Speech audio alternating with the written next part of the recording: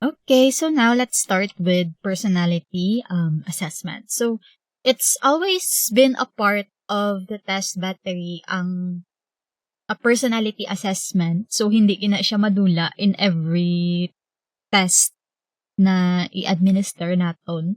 So, this is also one of the important parts man of our assessment, ang how do we assess the personality traits of a person. So, if you remember your um POP, 'di ba? May mga section na sa application portion na certain psychologists, certain theorists, ang application ng ilang theory is a psychological test or a personality test. So, it's important here when you study personality assessment, not only you review the theory behind it, but also kung ano yung tests niya and at the same time, what traits are being measured. Okay, so in this section, I will not really discuss the different tests. So I have a video for that. And also I have video na I will show you later on kung para you will be refreshed and be oriented man of what are the tests nga available sa aton nga laboratory so that you can know what are the different subtests there and so that you know kung anong para sa din ginagamit ang mga test. Okay, so without further ado, I will talk about personality assessment. So how do we assess personality? So, personality assessment and personality define. So, here are, as we know, if you review your TOP, there is no single definition of what personality is. So, the first one, kay McClelland, so they define personality as the most adequate conceptualization of a person's behavior in all its detail. Kay Menninger, he defined it as the individual as a whole, his height, weight, and love and hates and blood pressure and reflexes, his smiles and hopes and bowed legs and enlarged tonsils. It means that all that anyone is and he is trying to become.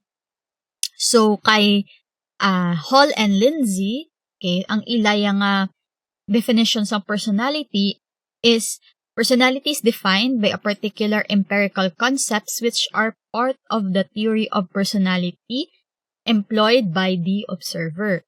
Meanwhile, sa aton nga author, si Cohen kag si Swerdlick, they defined it as an individual's unique constellation of psychological traits and states. So, included in our definition then are variables on which individuals may differ, such as values, interests, attitudes, worldwide acculturation, personal identity, sense of humor, and cognitive and behavioral styles. So, I will not really discuss what is the meaning of personality here. I will not really discuss the different theories behind it. Do review na lang ni. So, if you want a more detailed na review of the theory behind the personality test, balikan nyo gid ang inyong TOP.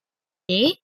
So, when we say naman personality assessment, it may be defined as the measurement and the evaluation of psychological traits, states, values, interests, attitudes, worldview, acculturation, personal identity, sense of humor, cognitive and behavioral styles, and or related individual characteristics. Okay, so we measure, of course, states, mga values. So, if you notice, may mga honesty test, diba, mga integrity test, mga test of values na sila, interest test, can also be a personality test, like ang kay Holland Garisek.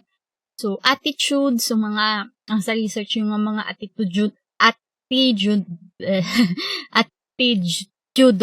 na mga test. So, this could be na personality assessment pa na siya. Okay, so, anything that is related to individual characteristics is a personality assessment. So, what are the difference between traits, types, and states? So, again, if you want to have a more detailed na look on traits, types, and states, so you go back to the trait theories naton. So, sila Alport, sila Macrae and Costa, sila Raymond Cattell, so sila na usually kag si Einstein. So, for Alport, a trait is a generalized and focalized neuropsychic system peculiar to the individual with the capacity to render many stimuli functionally equivalent to and to initiate and guide consistent or equivalent forms of adaptive and expressive behavior. Okay? So, for Robert Holt, he wrote that there are real structures inside people that determine their behavior in lawful ways. And he went to conceptualize these structures as changes in brain chemistry that might occur as a result of learning. So learning causes submicroscopic structural changes in the brain, probably in the organization of its biochemical substance. And for Raymond Cattell, he conceptualized states as mental structures, but for him, structure did not necessarily imply actual physical status. Okay, so personality traits, okay, could be a construct, or for Robert Holt, though biological saya. So, kung balikan ta naman liwat ang TOP, diba? So, for Einstein, do more biological ang traits. Okay? For others, it's a mix of both environmental and biological ng mga influences. Okay? So, but tandaan nyo lang, di ba, ang meaning natin sang trait in general. So, traits are relatively enduring na mga characteristics. So, when you say relatively enduring, but silingon sina, it doesn't really change that much, okay, over time. Okay, so, rare lang gid siya mag-change. For example, if there is a drastic change in one's life, okay, so dito man ga-change ang personality traits mo. Okay? So, we view psychological traits as attributions made in an effort to identify threads of consistency in behavioral patterns. So, for Guilford, Ambalya, any distinguishable, relatively enduring way in which one individual varies from the other. So, do amo gining aton nga definition, diba, of traits, diba?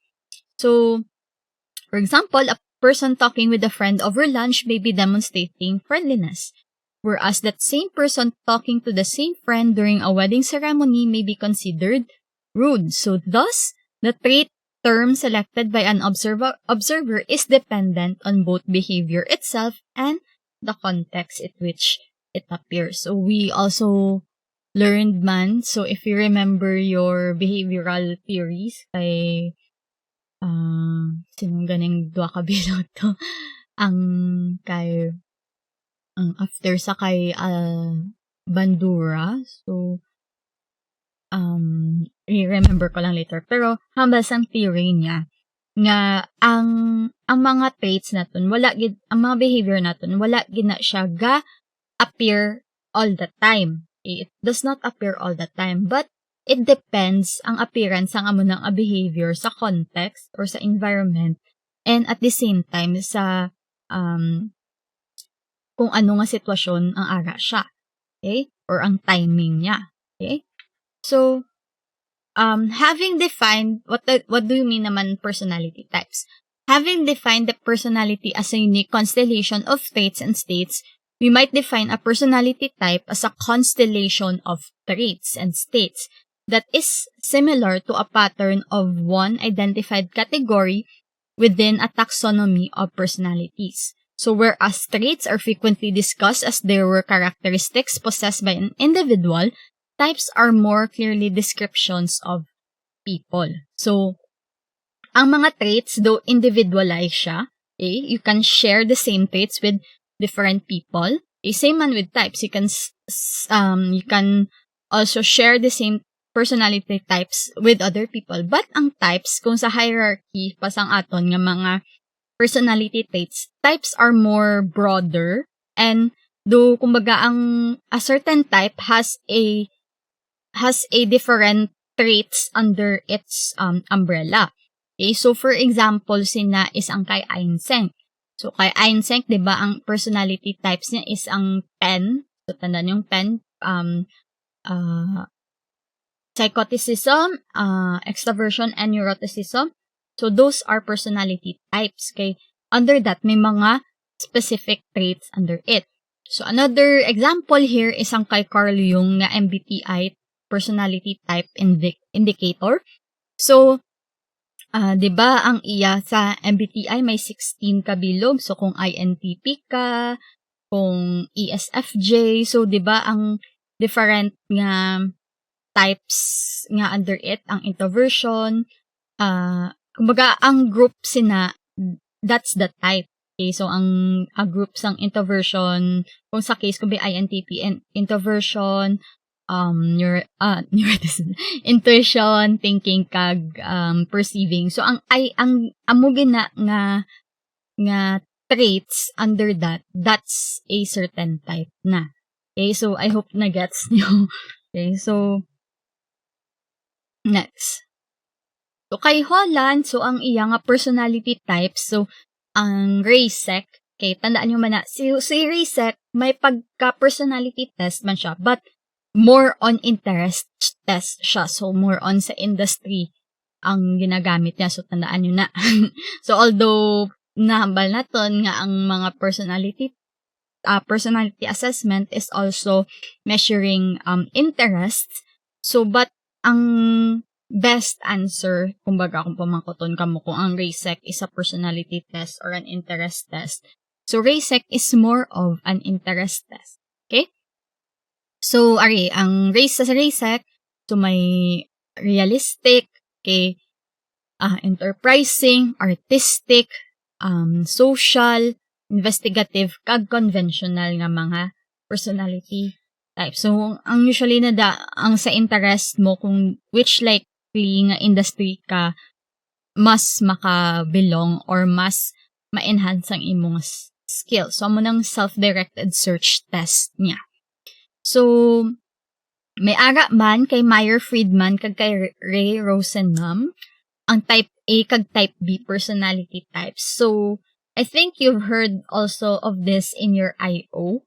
Okay, so mga sa IO ning ginagamit ang mga type A and type B nga type. So, mga type A, so ning mga workers nga competitive, haste, restlessness, impatience, feeling of time pressured, strong needs of achievement, and dominance. For type B, so opposite sang type A. So, ning mga mellow or laid back. So, of course, may ara gid nga personality typology na mostly ginagamit sa clinical setting. And that test is called the MMPI or the Minnesota Multiphasic Personality Inventory. Okay, so i-discuss ko lang na little ang MMPI later. So for personality states, so again, balikan tang definition, ang traits, they are relatively enduring way in which one person varies from another. Meanwhile, ang state is of course, amo ni ang a personality state is an inferred psychodynamic disposition designed to convey dynamic quality of ego and superego in perceptual or in perpetual conflict. So, ang states, syempre mahambal natin that they are usually unstable. So, they change over time.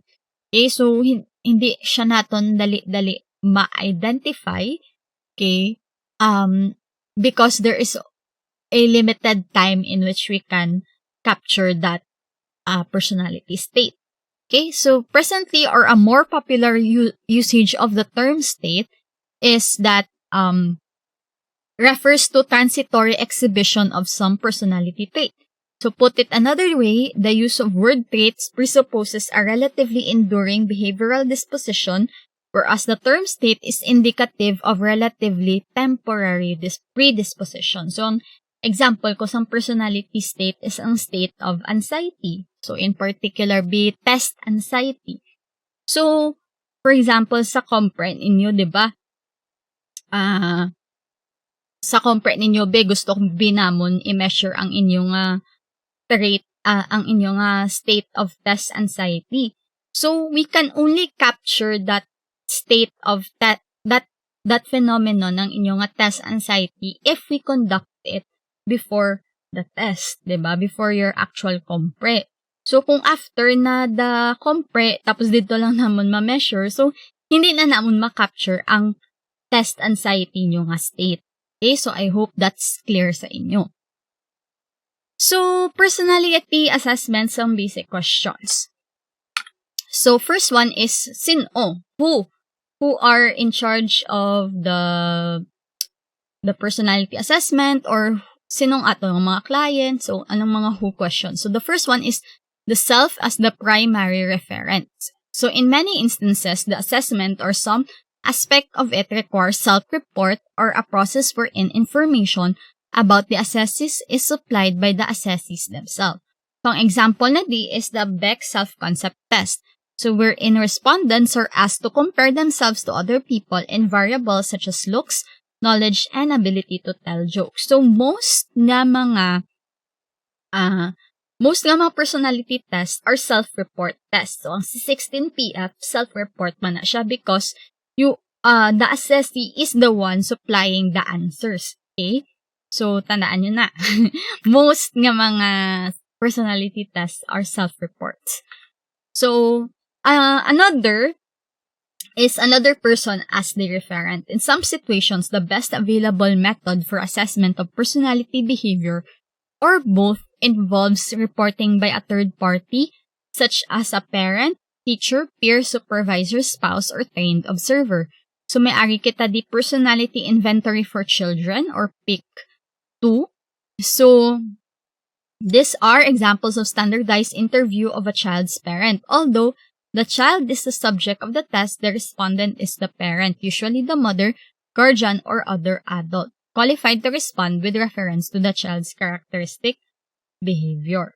Okay, so sa usually ang mga other person as referent, ginagamit na siya if for example ang imo nga client children, or for example bisan adult siya pero hindi siya bikabalo pa no mag self-report or magbasa.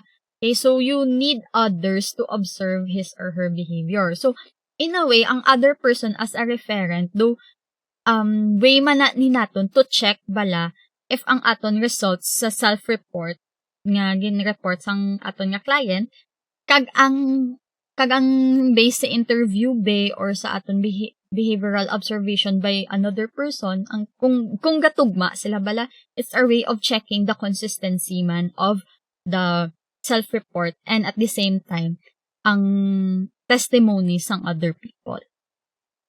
So, of course, ari man di ang importance sang cultural background sang assessee naton. So, how fair or generalizable is a particular instrument or measurement technique with the member of a cultural group? How a test was developed, how it was administered, how scores on it are interpreted are all questions to be raised when considering the appropriateness of administering a particular personality test to members of culturally and linguistically diverse population. So, amo man na. So, another issue when it comes to personality tests is how fair or generalizable ang mga personality assessment. So, we know man nga most of our personality tests are foreign-based or Western-based or halin sa Amerika. So, kumbaga, how do we know that the norms, that the test questions are fair sa, for example, sa ating Filipinos and generalizable? So, meaning, when we compare the traits of Filipinos, personality traits of Filipinos to traits of those who are in America, so how can we ensure that it's generalizable or kumaga applicable to all? Okay? So the what naman na portion is of course what is the primary content area sampled. So ano nga mga behaviors ang gusto or traits na gusto naton i-measure sa aton nga personality test. So, some tests are designed to measure particular traits such as introversions or states such as test anxiety, whereas others focus on descriptions of behavior usually in particular contexts. So, many contemporary personality tests, especially that can be computer scored and interpreted, are designed to measure not only some targeted trait or personality variable, but also some aspect of the test maker's response style. So, primary content area are sampled. Some tests are designed to measure particular trait. Okay. Liwat. Liwat lang ni gali. Okay, so, amo na. So, sa primary area content, so not only that they are measuring the traits and states, but also the response style. So, later, i-discuss ko na ng mga response style. So, amo ni, test taker's response style. When we say response styles, is referred to the tendency to of a test taker to respond to a test item or interview question in some characteristic manner, regardless of the content of the item or question. So, because a response style can affect the validity of the outcome, one particular way of a response style measure is referred to as validity scale. So, in validity scale, there is a subscale of tests designed to assist in judgments regarding how honestly the test taker responded and whether observed responses were products of response style, carelessness, or deliberate efforts to deceive or unintentional misunderstanding. So, ang tawag tana, another tawag sa validity scale nga na is called the impression management scale. So, this is the term used to describe to attempt to manipulate others' impressions through selective exposure of some information. So, may it be false information. So, why is it nga most of the personality tests have impression management scale? So, remember tang purpose usually sang assessment naton. Kung why is it that we always include the personality assessment. So, number 1, purpose be for example is a job. Mangita ka job application or, diba?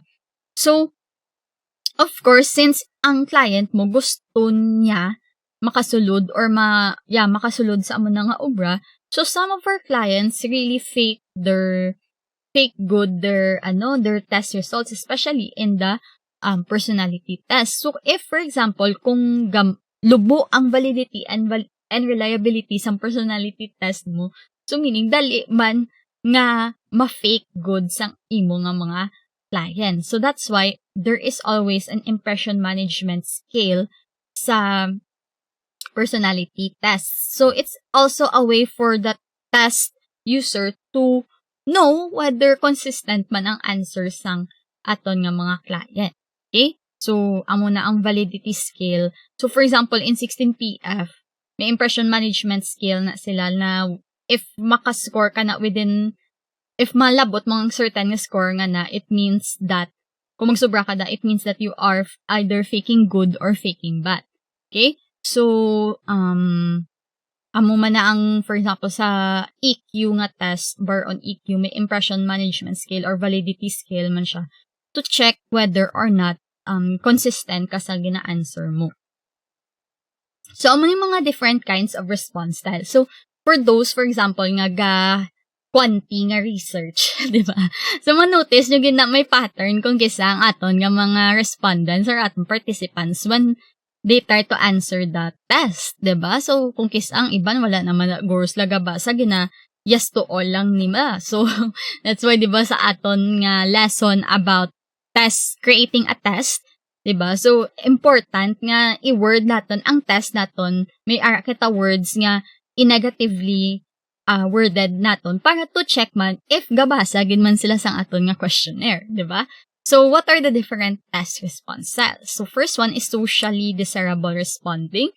So, this one is to present oneself favorably in socially acceptable or desirable life. So, syempre, personality tests have a way of knowing if you are doing a socially desirable responding. So, aga na included na siya sa impression management na scale. So, ang acquiescence naman, agreeing with whatever is presented. So, sa acquiescence, so, amo nang gambal ko sa yung gayas to all, abisan wala ka nagabasan, na agree lang sila. So, ang non-acquiescence, syempre, ang opposite sang acquiescence.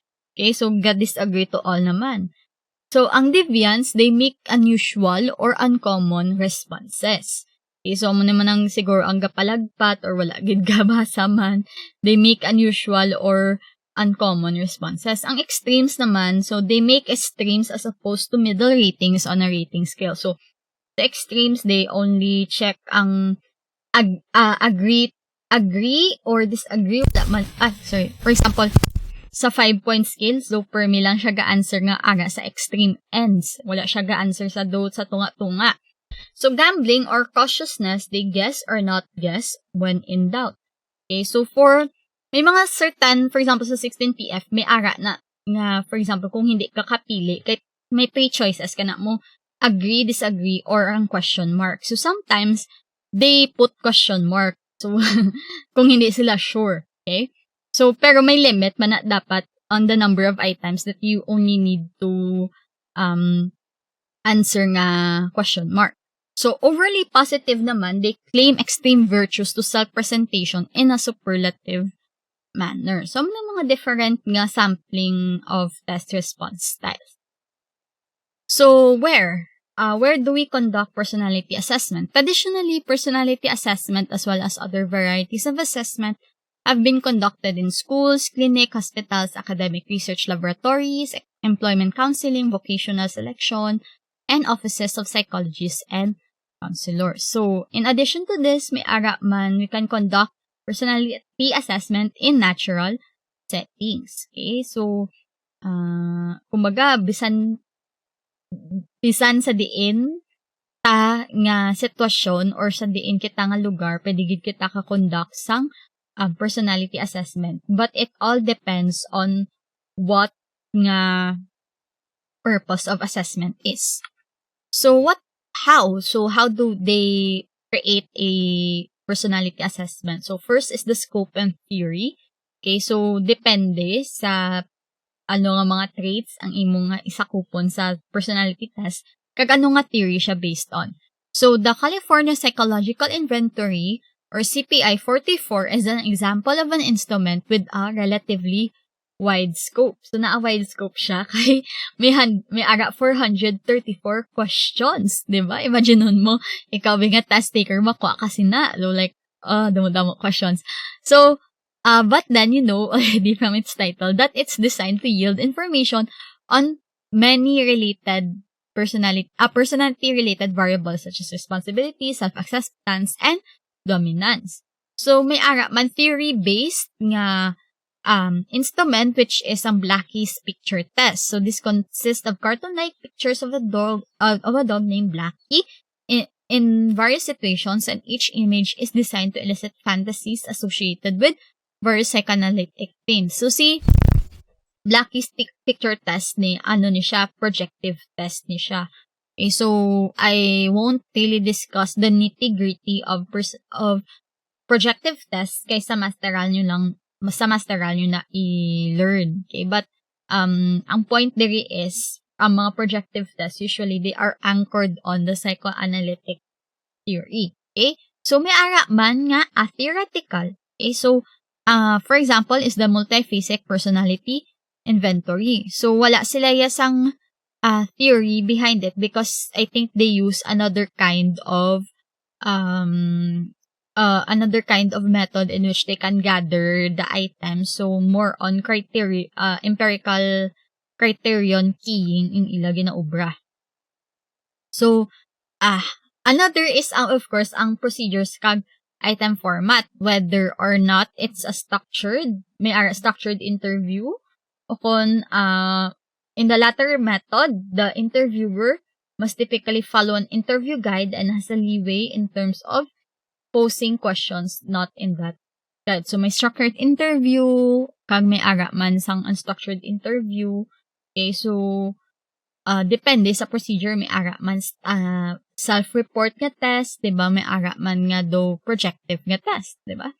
So, another is frame of reference. So, in the context of item format and assessment in general, frame of reference may be defined as the aspect of focus or explanation such as the time frame, as well as other contextual issues involve people, places, or events. Okay, so, for example, sa frame of reference, so some of the personality test measures only past behavior. So, for example, mga behavioral, may ara nga behavioral checklist nga involved sa past behavior or amo man na ang iban nga mga personality nga assessment nga self-report. So, may ara man iban nga present or future behavior ang gina-measure. So, may ara diri ang Q-sort technique. So, Ang Q-sort technique is an assessment technique in which the task is to sort a group of statements usually perceived rank order ranging from most descriptive to least descriptive. So, si Q-sort naman, they try to measure your values or your attitudes based on how you rank certain nga mga words. So, those set of cards na siya nga may mga descriptors, and then you have forced ka to sort them out. Okay? Like, for example, sa pinakapunta, like, may ara ka lang limit. For example, nga 5 words lang na dara ang ibutang mo sa extreme left and right side mo. And then, ang pinakadamo nga pwede mo mabutangan isang ara sa tunga-tunga. Okay? So, may ara man adjective list checklist method in which respondents simply check off on a list of adjective to those that apply to themselves or the people they are rating. So, ang example ko to bala sa inyo nga MSE, may ara ko MSE nga do checklist form. So, doa mo na siya ang adjective checklist method. So, as implied by the label ascribed to these types of tests, the task taker's task is in responding to an item written in a sentence completion format or is to complete an incomplete sentence. So, ang mga sentence completion test na, mga projective test man na sila, in which nga, do fill in the blanks. So, for example, ang SACS nga sentence completion test, for example, may ara na when I grew up, I want to be blank. So, butangan mo na siya dayan sang do statement. Okay? So, anong mga different nga scoring and interpretation method? So, meron diri nomothetic approach, ideographic, kag epsative approach.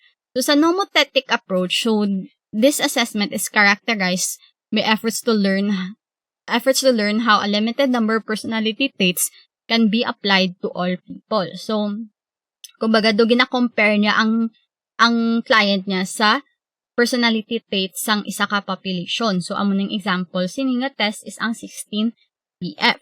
So, ang ideographic naman niya, more on learning about the uniqueness of an individual, more on focus siya sa client itself lang. Do gina-compare naton ang traits ng client, ang score sang client naton sa mga different traits nga nakuha man sang client naton sa test. Okay, so, it's characterized by efforts to learn about each individual's unique constellation of personality traits with no attempt to characterize each person according to particular set of traits. And one way of doing that ideographic approach is ang ipsative nga scoring. So, this is when we try to compare the different traits that are results sa single test of that same individual. So, anong examples anong examples ng ipsative approach? Ang example ng ipsative approach is ang EPPS, ang Edwards personal schedule. Doon mo na. So, sa ipsative approach, gina-compare, for example, traits of extroversion, kag responsibility sa client. So, amo lang nga traits ang gina-compare niya. Wala niya gina-compare ang traits nga extroversion and responsibility sa other nga client. So, more focus lang siya sa individual. So, as previously noted, ang mga issues naman with personality test development and use. So, as previously noted, personality assessment relies exclusively on self-report. So, do two-edged sword man siya. So, on one hand, the information is from the source. Respondents are in most instances presumed to know themselves better than anyone else and therefore should be able to supply accurate responses about themselves. On the other hand, the consumer of such information has no way of knowing with certainty which self-reported information is entirely true, partly true, or not really true.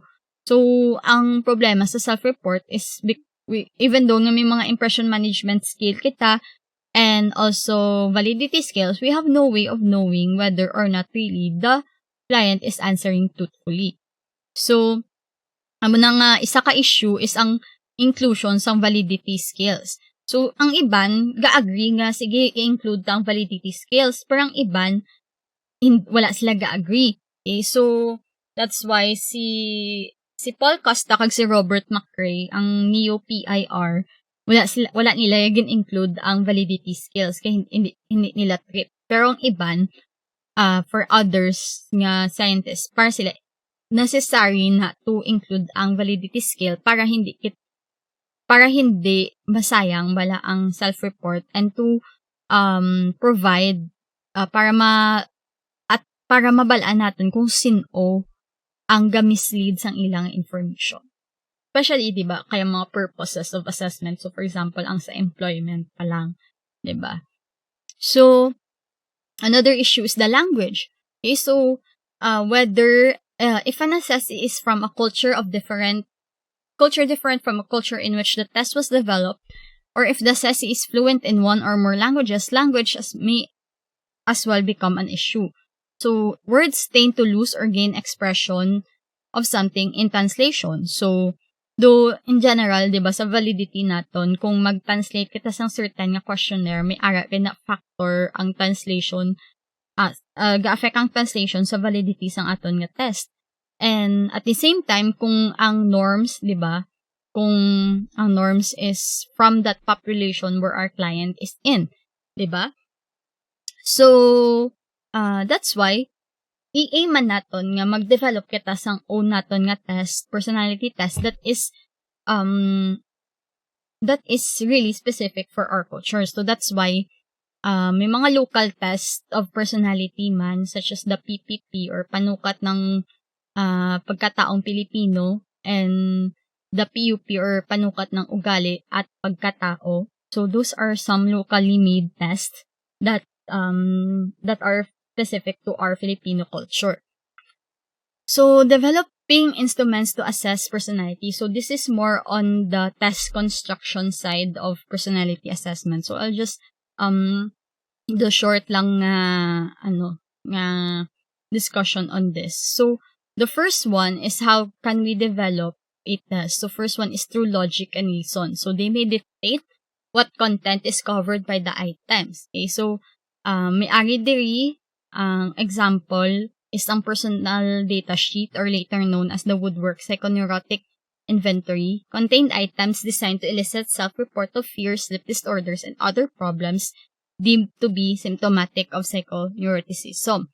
So, the greater the number of problems reported, the more psychoneurotic the respondent is presumed to be. Pero, as we know from the history of psych assessment, especially sa personality inventory, ang personality data sheet, very low ang iya validity because if ang self-report, if you report, for example, nga may delusions ka, if you report nga you cannot sleep, if you report na you cannot gatremble ka, so may possibility nga matanggal ka sa military service because you answer, all of this are na-check mo na may ara ka war shock or PTSD, for example. So, muna nga, even though we can develop tests through logic and reason, syempre, kailangan nga may ara gid research kag clinical experience. Nga, kumbaga, empirical data that would back up ang aton nga test.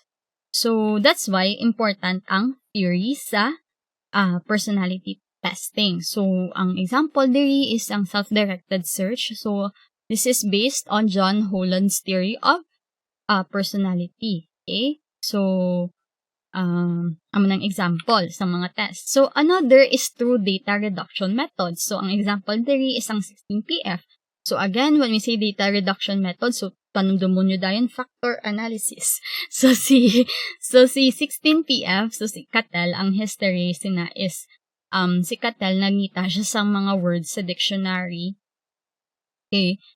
That describes trait. And using the statistical tool called factor analysis, ang thousands of words, tens of thousands of words that describes personality, na-reduce niya into 16 personality factors. Okay? So, another example of those tests na nagamit data reduction methods is ang kay McRae and Costa nga Big Five, ang ocean. So, openness, C, conscientiousness, E, extraversion, A, agreeableness, and N is neuroticism. And ang PEN, ang hambal ko sa inyo, kay Einstein nga, PEN is psychoticism, extraversion, and neuroticism. Okay, so another method in which you can create your own test is through criterion groups. So, di ba, sa criterion, when we say criterion, it is a standard or judgment in which a decision could be made. So, di ba, if you remember your criterion validity, so, di ba, do halos same man na siya, may ara kita standard nga ginakomparan to when we create a certain test. So, in particular, the process of using criterion groups is to develop test items. So, when we say criterion group, this is a reference group of test takers who share specific characteristics and whose response to test items serve as a standard. So, the criterion group, may ara kita group of people na hambalo naton amuning criterion naton for a certain trait. So, for example, depression nga trait. So, mangita kita sang groups of people nga may depression and they are the ones nga aton nga kuwaan sang standard when it comes to the test items naton. Okay, so that's why ang example ko diri is ang MMPI. So si MMPI nagamit sila sang criterion keying. So meaning for example, they go to hospitals, mental hospitals, and then ang mga patients na sa mental hospitals amo na ang ilang criterion group. Okay, so sa criterion group na dito sila naka-develop sang questions that would answer kung anong mga different nga ang results ng mga test items na will be ang traits that more likely makita natin sa clinical setting like depression, anxiety, psychoticism, di ba? So that's why ang standard nila amo na at theoretical siya kay wala siya theory nga back up. Pero, ang ilang method is more on empirical, based on research, based on the results sang ilang criterion groups. Okay? So, ang pinaka-latest ng edition sa MMPI is the MMPI 3. So, how about personality assessment and culture? So, I'll just tackle this briefly. So, of course, one of the considerations natin when it comes to personality assessment is ang acculturation sang individual. So, acculturation is an ongoing process by which an individual's thoughts, behaviors, values, worldview, identity develop in relation to general thinking, behavior, and customs and values of a particular cultural group. So, intimately entwined with this acculturation is the learning of values. Values are which an individual prizes or an ideals an individual believes in. So, sa acculturation, usually, ang gina-measure din nila are instrumental values, which are guiding principles to help one attain some objective. So, like, for example, honesty, imagination, ambitions, and terminal values, which are guiding principles and a mode of behavior that is an endpoint objective. Okay, so, for example, comfortable life, exciting life, sense of accomplishment. So, when we say that acculturation, like, for example, it's the integration of the different behaviors, worldview, values, sang isa ka culture sa isa ka person. So, for example, if you're, for example, a first-generation immigrant, so, syempre, ang imong values, ang imong worldview, ang imong behaviors are more on sa country of origin mo. So, if Filipino ka nga, nagkadto ka sa Amerika, syempre, you need to be acculturated with the values of Americans. So, syempre, it would be very uncomfortable change kaya syempre, lain ang values, ang behaviors sang taga-Amerika sa imo nga gin-grow up with. Diba? So, that's why, for example, if magkabata ka and they become the second generation, so, the second generation is now more acculturated to American culture rather than Filipino culture. So, that's why, kung magpuli naman sila, okay, kung magpuli ang second generation ng immigrants sa Philippines, so, they need naman to adjust naman their values, their behavior, because lain naman ang ilang na experience. So, muna kung isang iban ka culture shock sila, reverse culture shock na ganing tawag sila, kay ang nagpuli nga person nga second generation immigrant nagpuli sa home country nila na culture shock sila sa culture of origin nila. Okay, so muna. So another is of course ang identity. So in this context, this may be referred to as a set of cognitive and behavioral characteristics by which an individual defines themselves as a member of a particular group. So stated simply refers to one sense of self. So amaning aton bala nga identity kung diin kita though mahambal naton proud kita or where we belong, diba? So for example, ang mga first generation ng mga immigrant, mahambal nila nga, okay, we are Filipino Americans doon na. So, iban, for example, ang second generation siguro nga mga immigrant, they will refer to themselves as Americans more, diba? Mas mahambal nila nga, Amerikano, kuya, hindi kuya Pinoy gid. So, for first generation, para sila may Filipino American, doon mo nang ilabi nga sense of identity or Asian Americans, do mo na siya. Okay, so, kailangan man natin i-consider ang identity sang individual. Okay? So, another key culture-related personality variables concerns how an assessee tends to view the world or ang worldview gani isang person. So, as it main implies, worldview is the unique way of people interpret and make sense of their perceptions, such as their consequence of learning experiences, cultural background, and related variables. So, since may aragid kita individual differences, lain-lain ang aton nga worldview. Okay? So, ang iban more liberal, ang iban more conservative. So, just to name a few worldviews, diba? So, it also depends man sa religion nimo, diba? So, that's another key culture-related na personality variables that we also need to consider. So, now, let's go to the different personality assessment methods. Okay, so how do we assess? So, the first one is, of course, objective method. So, simply saying it nga, ang objective method, amo na ang mga paper and pencil or computer-administered nga mga personality test. So, ang scoring nga part either done manually or through computer-generated. And usually, ang objective methods, amo gining most nga mga personality test naton nga gina-purchase. So, besides nga self-report sila, so objective man siya kay paper and pen and may mga questions na kailangan mo lang i-answer.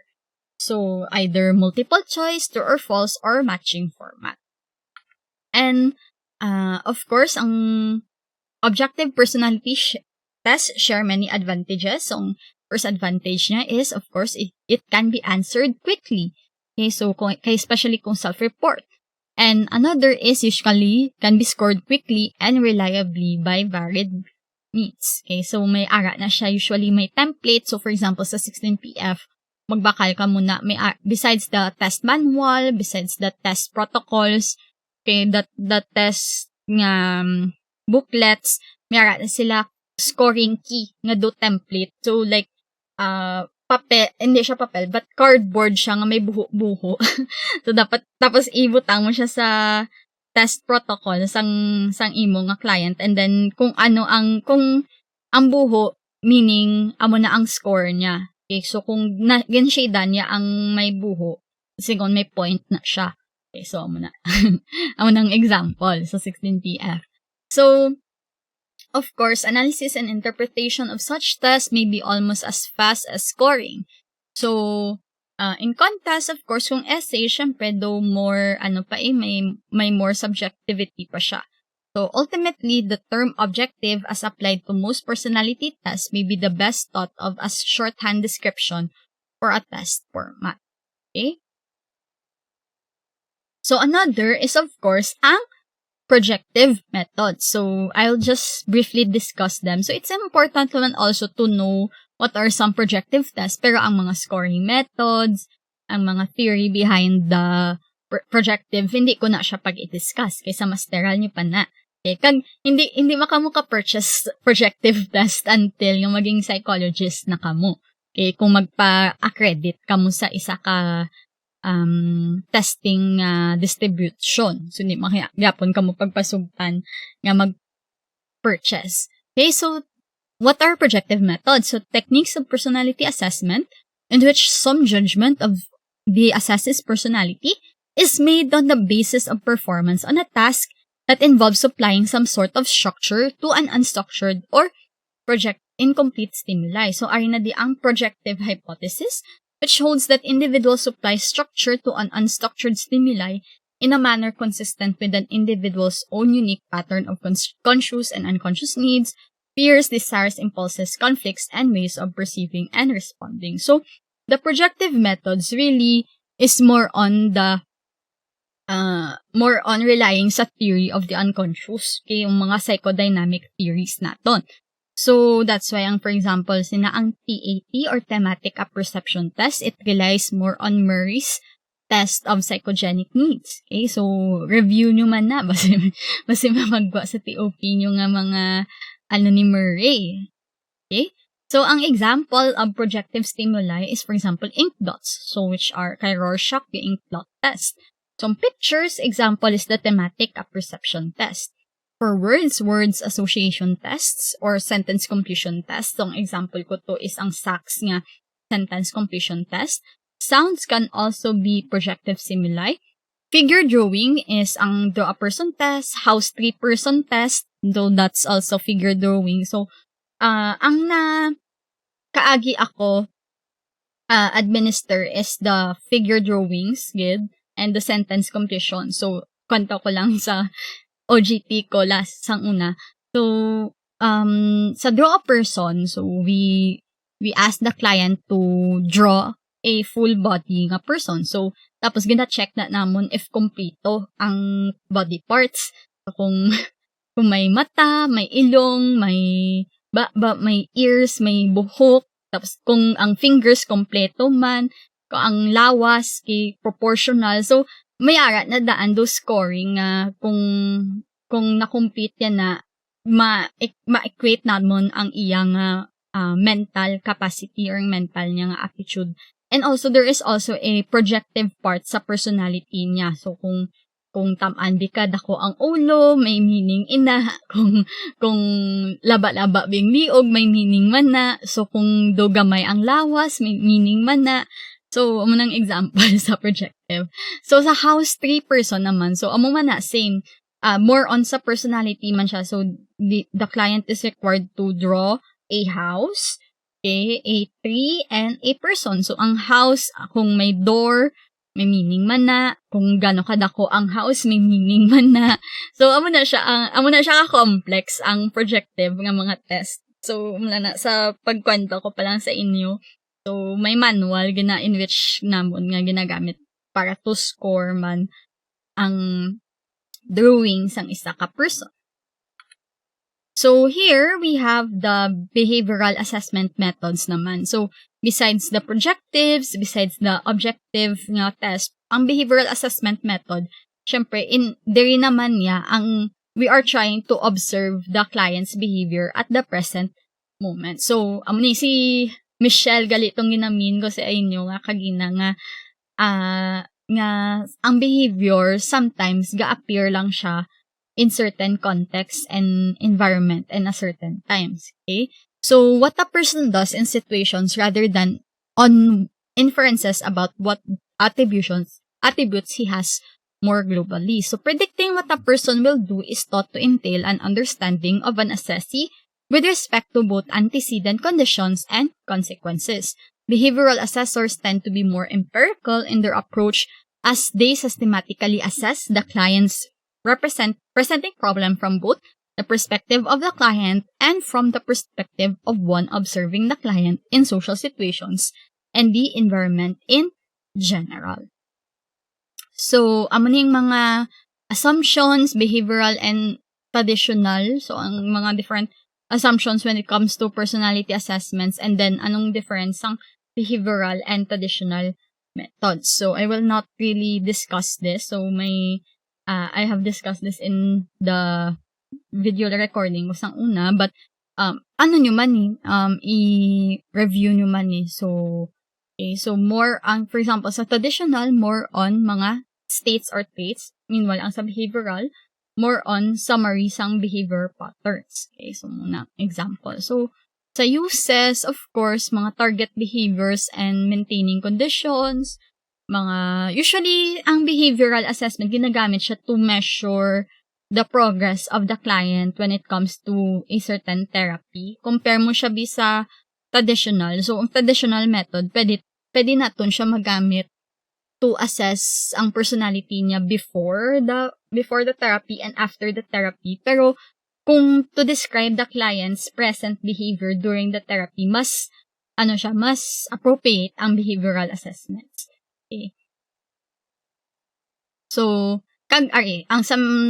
ang mag-compare ka sa behavioral assessment, more ethnographic, meanwhile, ang traditional, more nomothetic naman siya. Okay? So, sa behavioral assessment, so more on, ang assessee, more on the individual, ang assessor, mga qualified professional technician to do conduct assessment. So, usually, what is assessed? So, target behavior. So, it will vary as a function of the objectives of behavioral assessment. So, behavior is measurable or quantifiable. So, for example, bisang behavioral assessment methods, yung mga targeted behavior is, for example, alcoholism. So, how do we measure if ang person presently is alcoholic? Diba? So, behavioral assessment ang best way natin to do assessment with regards to that matter. So,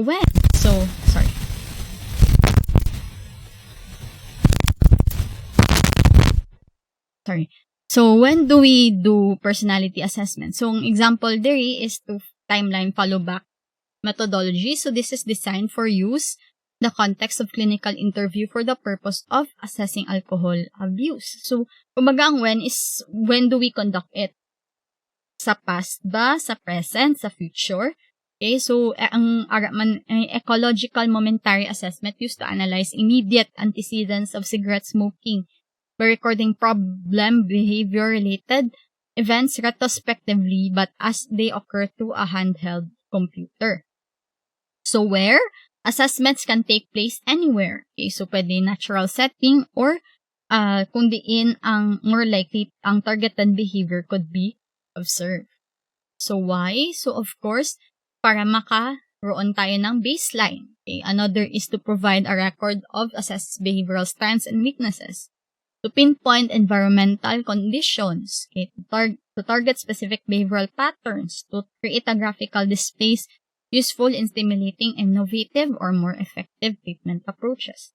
So how? Depending on the purpose and analysis of data from behavioral assessment, so the extent of traditional psychometric standard is applied. So, ang example, kung isang behavioral assessment natin, yung ginaubra, is ang mag-conduct ka mong behavioral observation. So, ang MSE nyo, that's already an example of a behavioral method, behavioral observation method. So, varieties of behavioral assessments, so, umunang behavioral observations and rating scales. So, ang example ko dito, ang MSE, may ara checklist form, may ara man nga do interview form, di ba? Self-monitoring. So, sa self-monitoring, so, syempre, the assessee monitors his or her own behavior. Pero, of course, ang problems when it comes to behavioral assessment is ang reactivity. So, for example, if the client knows that he or she is being observed, basi galain ang iya nga behavior nga dina-present. So, muna, di ba, sa aton nga psych lab, so, may cameras na da. So, may possibility gidya if, for example, if our client knows that they are being observed, may possibility nga they would change their behavior. So, amunang reactivity.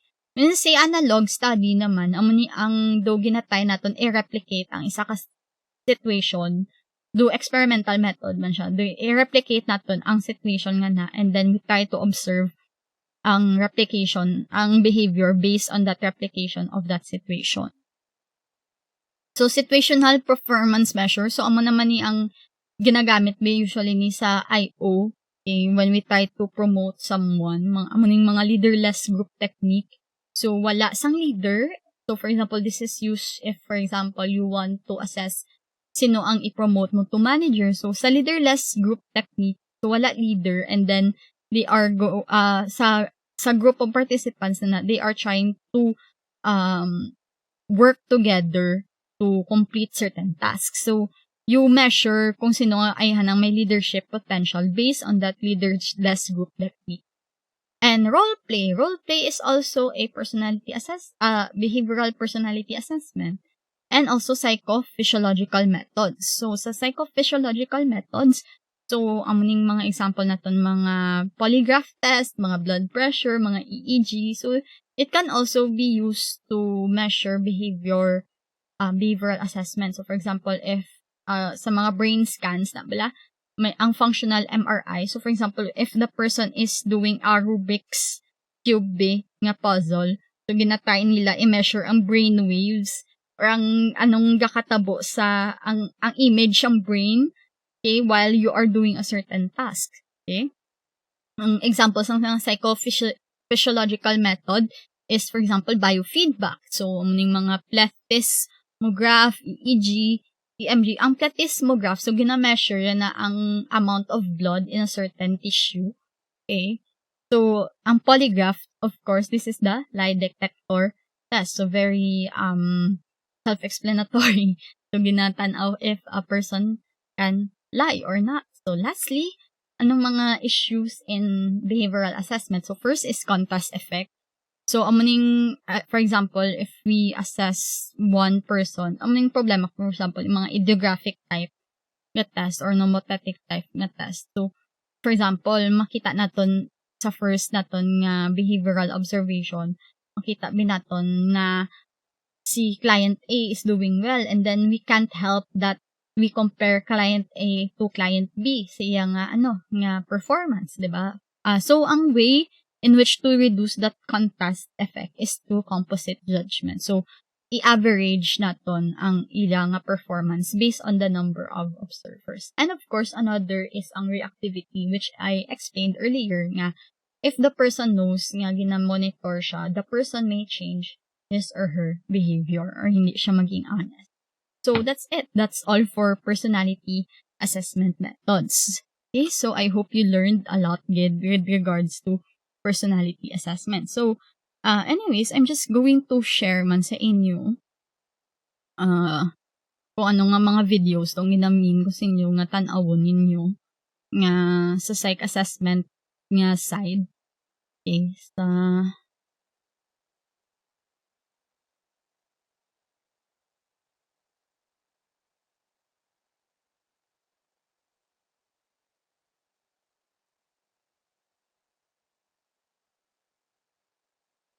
wait lang, class.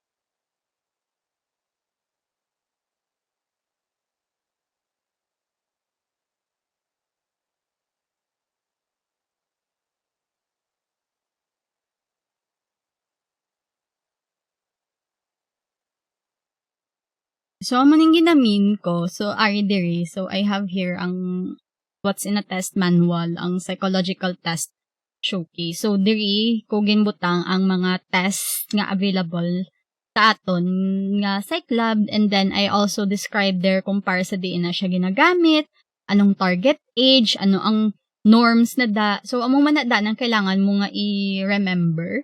Okay, and also mga sub-test or sub-skills nga based sa amo na nga test. Okay, so I hope you watch this video, especially good sa mga personality assessment. So I describe here, may tatlo ko din nga tests. So 16PF, NEO-PIR, NEO-PIT, and also ang bar on EQ. So you watch this video so that you can learn a lot man. So ari man din may mga educational assessment man di like the DAT or the differential aptitude test. So, ari man na ding mga intelligence test naton such as the FIT, CFIT, okay, and also may occupational test kita or interest test such as the WAPS. So, so watch this video so that